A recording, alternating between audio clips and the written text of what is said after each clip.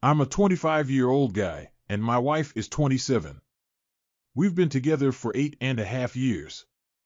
We got legally married 10 weeks ago and had a church wedding 5 weeks ago. 2 weeks later, we went on our honeymoon. During the trip, I noticed for the first time that she was always texting on her phone, trying to hide it. When I asked, she said it was friends or her sister. This made me suspicious, and in the second week, I checked her phone while she was asleep. It was the first time I ever did that. I trusted her, but I found out she was cheating with a 39-year-old guy, a cook from her work whom she sees daily. I didn't bring it up during the honeymoon to avoid a fight. After looking into it further, I discovered their relationship started at the end of November last year, so after our engagement but before our wedding. I don't know why she didn't tell me earlier when we had time to cancel the wedding. I haven't discussed this with my wife yet, but I think she suspects I know something. We still need to choose photos for our wedding album and write thank you letters for gifts. I didn't bring it up until now because of these things, but I'm dying inside and need to do something. I'm checking if I can legally remove her from our rented house, cancel the wedding, or get a divorce. We rented it together, and the contract has both our names. The relevant detail is that the other guy is separated from his wife and has 2 children in their teens. He's not divorcing her now due to loans they need to pay back. Also, they constantly talk about how much they love each other and would like to live their love fully, but they can't right now. As far as I know, the plan is for her to have children with me first, and then when he's ready, they'll get together. I feel guilty thinking about divorce 2 months after our wedding as we had a big party and received a lot of gifts, but I can't go on like this. I don't even know what I'm expecting from you guys. Maybe I need confirmation that leaving her and getting divorced is the right thing. Thank you for any advice. Update asterisk. I talked to a lawyer in our office who doesn't really know about the matter. She gave me contact information for someone who could help. I plan to call today or tomorrow and try to meet with her soon. Update asterisk. The lawyer is checking if having another relationship is legally enough for an annulment. It's the first time someone called her so soon after marriage, and she felt bad for me. She'll let me know in a few days what options I have. Update asterisk. I can file for an annulment within 6 months of marriage. I have time to talk to the priest about annulling the church wedding. I'll take my school exams in the next 2 weeks and then discuss everything calmly with my wife. The problem is, I have no idea how to start this discussion with her. Saying, "Hey, I know you're cheating on me," sounds bad. Update asterisk. I discussed this with our priest, and apparently, he can also call for an annulment. But he wants me to talk to my wife first and let her decide if she wants to stay or not. I'm not sure if I want to let her decide because I don't think I can trust her again. I don't know how to begin this discussion, and while there's never a perfect moment, I'd appreciate any advice on what to say or not say. The priest advised me not to focus on her faults, but to express how my feelings are hurt and how our marriage doesn't feel genuine. Instead of talking about forgiveness, I should discuss my willingness to help her. I need to let her know that I'm aware of her cheating but without revealing all the details. It might be a good idea to meet with my lawyer first to understand the next steps, especially concerning our jointly rented house, before discussing it with my wife. Update asterisk. A lot has happened since my last update. I sought advice on whether to discuss the issue, go for divorce, or seek an annulment. As I shared the details of my conversations with the lawyer mentioned the possibility of requesting an annulment within 6 months of marriage.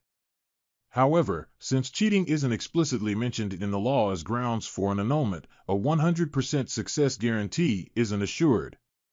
In the worst case, I might opt for a divorce. I also consulted our priest, who stated that from the church's perspective, I can request an annulment anytime provided I can prove ongoing cheating before, during, and after the marriage. I have all the evidence required for this. Upon sharing the situation with my friends, they advised me to immediately ask her to leave my home. After gathering necessary information, I had a conversation with my wife 3 weeks ago, which involved tears, some yelling, and subsequent discussions in the following days. We even spent a weekend away to talk things over without distractions. She couldn't explain why she cheated and didn't bring it up earlier out of fear of my reaction. Surprisingly, she claimed she still loved me. I asked her to decide between our marriage and the other guy and to figure out what she'd do to save our relationship. Based on her decision, I would determine whether to give it another shot or not. Initially, I was 90% inclined to leave her, and that feeling should have been 100%. After a week, as she couldn't give a clear answer about choosing between me and the other guy, I made the decision for her. If she couldn't decide within 3 months of marriage, I couldn't decide to spend my life with her. 2 weeks ago, we decided to end our relationship. Interestingly, she didn't ask me to stay even once. She seemed sad about my departure, but I believe she was also happy to pursue a relationship with the other guy. I informed my parents and brothers last week, and though they were saddened, they understood it was the best decision for me. She told her parents the same day, and they kicked her out, forcing her to stay with friends. Now she has rented an apartment and is moving her belongings out of my house. In 10 days, I'll meet with the lawyer to request a marriage annulment. I need to update the priest that she moved out and then seek an annulment. At this point, I don't know what else to say. My marriage didn't even last 3 months, and my wife was almost relieved to leave me. I believe there's nothing more to discuss. It will take time to get over this, but I'm gradually adjusting to being alone and managing household tasks. Thank you for your support. Now I have to restart my life, and hopefully, one day I'll find a girl who genuinely loves me. I'm a 22-year-old woman living with my 26-year-old boyfriend. How can I let him know our relationship is over? We've been together for 4 years and 3 months, sharing a home for almost 3. He's smart, caring, and overall a good person. However, despite these qualities, we have significant issues. First, our sex life is lacking, with intimacy occurring only once or twice a month, leading to resentment on my part. I tried various solutions like spicing things up, losing weight, and taking care of myself. Despite getting attention from others, my efforts didn't work, and I've brought up the issue countless times, concluding that we're incompatible. Second, I've always been the main support in our relationship. We moved across the country because his brother lives here and we wanted to attend college elsewhere. I looked for places to stay, we moved out twice, and both times I took care of everything, from organizing our finances to handling his documents. He had a scholarship requiring specific documents. I assisted him in getting a job, paying for his subscription to an online employment agency, and supported us when he lost his job. He's unaware of our bills and deadlines, and I feel like I have to handle everything. Initially ambitious and curious, he now seems stuck in his comfort zone. Besides the lack of intimacy, we don't go on dates or celebrate anniversaries. I don't care about presents, but I wish he'd put effort into making things special, which I've done many times. He blames everything on money, but we live in a touristy city with free public transport, so there's no excuse. He prefers staying home and watching Netflix. I reiterate there's nothing wrong with that, but we're no longer compatible. I've been contemplating a breakup for over a year, waiting for him to be stable in a job he enjoys. Despite earning less than him, now my family can support me if we break up.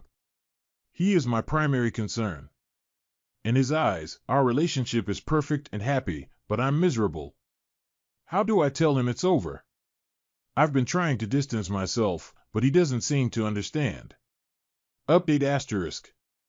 I had a serious talk with him, surprising him as he didn't expect it. Although he nearly begged for another chance, my mind was already made up. It took a few weeks to find a new place, and when I did, I left with only my personal belongings. He kept the apartment and furniture, a price I was willing to pay for my freedom. I spent 7 months single, making friends, exploring new places, and meeting someone special. We've been dating for almost 3 months now, and I couldn't be happier. My ex-boyfriend and I are on good terms, and he still texts me occasionally. He's doing fine. I'm completely worn out. The 2 weeks on the road for the launch of a new international office in London, along with a lot of travel, really took it out of me.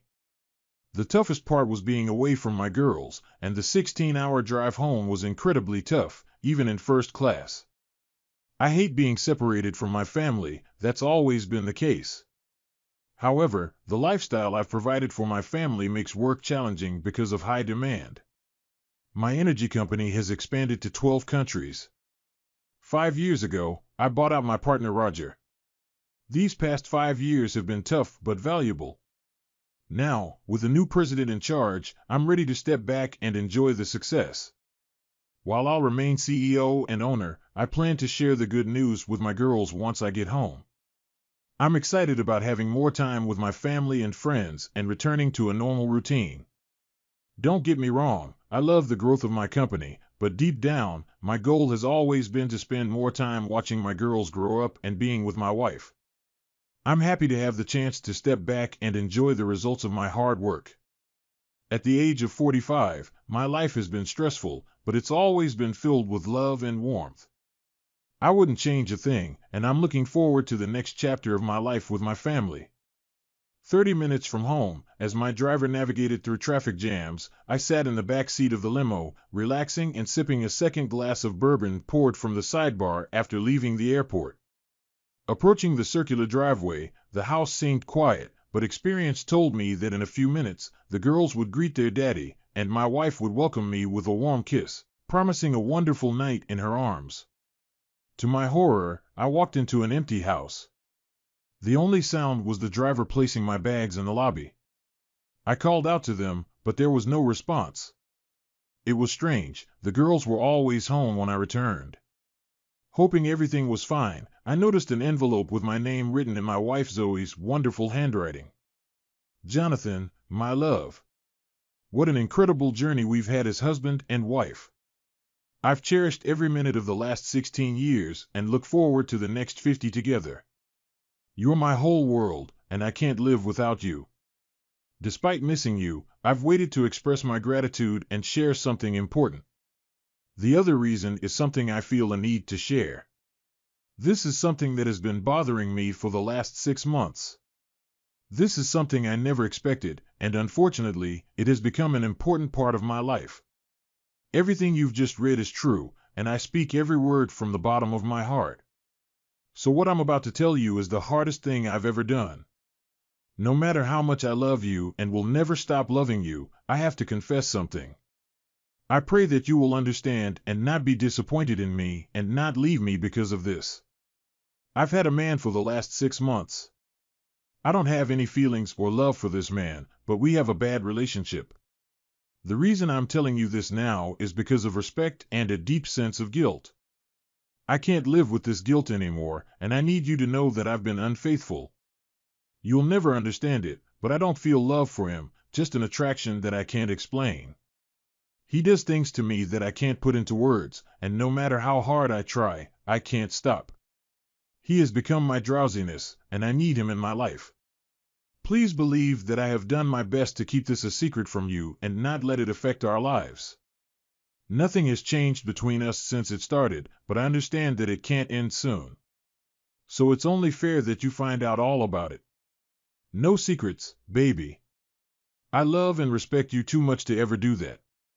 Please understand that my need for him is purely physical, and I will not allow my being with him to interfere with our love or closeness. I just needed to let you know that there's another part of me that I gave to another man, but this part of me has nothing to do with my love for you and the importance of our family. Family is the most important part of my life and my number one value. Nothing will change that. Our girls are staying the night at your mom's, so don't worry about them, and they can't wait to see their dad in the morning. I'm with my friend tonight because I wanted to give you some time alone to read my letter and figure out how things will go from here. I'll be home around 10 p.m., and we can pick up where we left off as if nothing has changed, because nothing has changed, dear. Just remember when you read this that you are the love of my life, and I am yours. Until pass away do us part, I'm yours, baby, and I'll give you anything you want or need.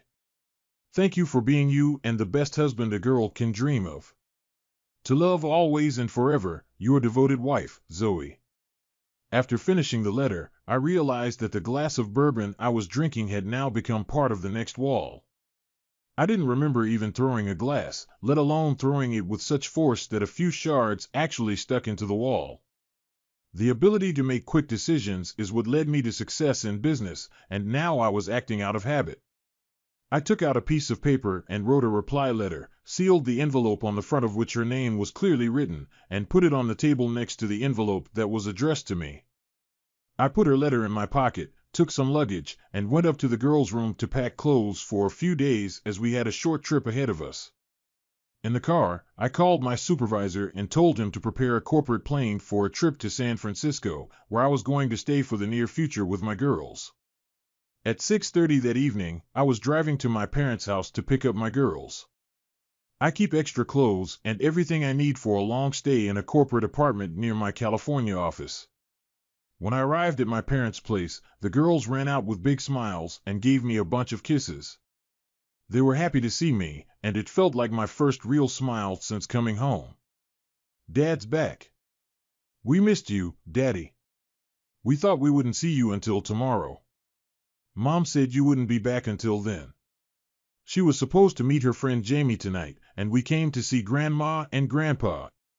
I hugged and kissed them, tears flowing from the love and the realization that their lives were about to change because of their mom. Jamie's name caught my attention, and I stored it in my memory for a while. After the girls calmed down, I surprised them, saying we were going on a trip for a few days, flying on the company plane for a fun vacation. Convincing the girls was easy, but explaining to Mom and Dad was a different story. They felt my pain and objected until I let them read the letter. I explained I needed time to think and plan without emotions. I left a letter for Zoya and promised to call her from the plane. I assured them I'd be back within 2 weeks, and they shouldn't worry about the girls. They'd be well taken care of. Boarding the plane, the girls played around, and Jessica, a friendly flight attendant, kept them company. We've become good friends over the past 2 years. Alone on flights can create friendships. It was 11 o'clock, and the girls were asleep. The cabin lights dimmed, creating a calm atmosphere. That's when I made a call to Zoe. I informed her of my current location and the potential communication challenges due to the altitude. I reassured Zoe about having received and read her letter, mentioning that the girls were with me and would contact her in the morning. I promised to reach out to her in the next few days and advised her to contact my parents if she needed anything. As the conversation concluded, I wished her a good night and hung up before she could respond. The flight went smoothly, landing at 1 o'clock. I took the girls to a waiting limo and later went to my house. After putting them to bed, I fell asleep without unpacking. We would have time for that tomorrow. Jennifer, 13, and Cassie, 15, looked at me curiously after the call. Cassie, the eldest, had a sad look. She inquired if Mom had betrayed me, and her question broke my heart. Holding back tears, I shook my head and instructed them to get dressed for dinner. It was the hardest thing I've ever done, but I knew with love and support they'd handle the challenges. Earlier that morning, before the girls woke up, I had a call with George, our family lawyer on the East Coast. I've known him for 20 years and told him the story without any preamble. I conveyed that I needed to understand what a divorce would look like and how challenging it might be. I expressed my desire for custody, regardless of the cost, and emphasized that there would be no reconciliation, counseling, or forgiveness. I wanted this over as soon as possible. The call went silent, allowing him a moment to absorb the news, probably as surprised as I was when I read Zoe's letter. He expressed his condolences, mentioning how he and Kate thought we were the perfect couple. He couldn't wrap his head around how she could do this, but he understood what I was asking. He reminded me of the prenup that Roger insisted on when we started the company, citing Roger's own experience with infidelity in his previous business. He explained that the prenup was in place and current. If Zoe had truly had an affair, she would give up rights to the kids and any financial benefits from the marriage. Over the years, while the company grew, he had maintained a premarital relationship, worked with our corporate lawyers, and placed most of our assets into a trust. I was the beneficiary: house, cars, bank accounts, investments, all under this untouchable trust. If she breached the marriage contract, she would leave with what she brought in and lose rights to the kids. While we didn't set this up for the situation, it seemed to work in my favor. George, you're right. I never thought she'd betray me. I completely forgot about the prenup. But George, all I have is a letter admitting her infidelity. What else do we need? Well, a confession on video or tape, along with photos, or a confession from her partner would help. George, can you handle this while I'm in California with the girls? Money is no issue, and I want proof as soon as possible. I don't want this dragging on. There's a guy my girls mentioned, Jamie. The only Jamie I know is the tennis instructor at our country club. Can you arrange for a private investigator to start with him? I'm sure she'll contact him while I'm away. Of course, Jamie, the tennis instructor, was my sworn enemy. They were careless, making it easier for the private firm to conduct the investigation. With my consent, they placed a tracker on Zoya's car, audio recording devices inside, and video cameras in our house. All evidence was legitimate, as my company controlled them through a trust. In a week, they had enough recordings and her written confession to move forward. I never listened or watched. I didn't want these images haunting me. Jamie turned out to be a womanizer, having affairs with other married women. He was younger, fit, and a favorite among the ladies in the club. Zoe was just one of his many affairs there. Middle-aged married women were easy targets for him. George called me 5 days later with updates. Jonathan, we have all the necessary evidence. What do you want us to do? Are you still going to divorce Zoe? Without hesitation, I said, drop the divorce papers meticulously. I want her to feel the pain she caused me. I'll be at home when she's notified on Tuesday. I want to be there when she gets home. Are you sure about the divorce, Jonathan? Definitely, as we're discussing now.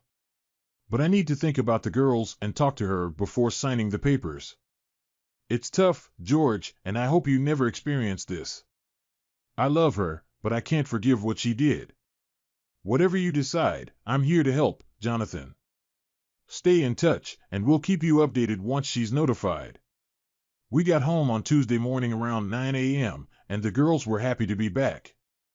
I told them that after their mom finished a tennis lesson, I wanted them to stay in their rooms while we talked. They seemed upset and worried, but I tried my best to assure them that things would be okay. 6 months later, the divorce was finalized. Even though Zoe was still the girl's mom, I covered the first 3 months of rent for a small, furnished, 2-bedroom apartment near our house and the club. I also bought her a 3-year-old Toyota Sienna so she could drive. I knew I didn't have to do all this, but I wanted my kids to see their mom whenever they wanted. The fancy cars and luxurious lifestyle were now a thing of the past. She gave up everything for some tennis player she wouldn't see again. Despite everything, I even helped her get a job at the country club. Once I dropped the lawsuit, they agreed to let go of Jamie and assist Zoe with employment. She's no longer a member of the country club, but works as a waitress there to make ends meet. It must have been humiliating for her to go from the club's famous member to one of their waitresses. Jamie had dumped Zoe as soon as the lawsuit started, leaving her with no one to turn to. The girls informed me that their mom cried every night for the love and lifestyle she gave up to satisfy selfish desires. It took all this for her to realize the mistake she made and how foolish it was to think I'd accept her selfish desires. I felt sad about how things turned out and told the girls that I still loved their mom, encouraging them to love and forgive her. They stayed close, visiting her on weekends. Later that year, during one of her visits to pick up the girls, we had our first friendly conversation. She admitted her mistakes and asked for forgiveness. Jonathan, I know we won't be together anymore, and you'll never trust me again, but I want to apologize and beg you to forgive me. I now understand the hurt I caused. I used to be spoiled and didn't care about anyone but myself. I felt entitled and didn't consider how you'd feel. Now I see my mistakes and how much I hurt you. If there was a way to undo it all, I'd do it in a second. Losing you was the worst thing that ever happened to me. I miss you and your love so much that it hurts. I've matured over the last year, and looking back, I can't believe how foolish I was. I'm sorry for ruining everything.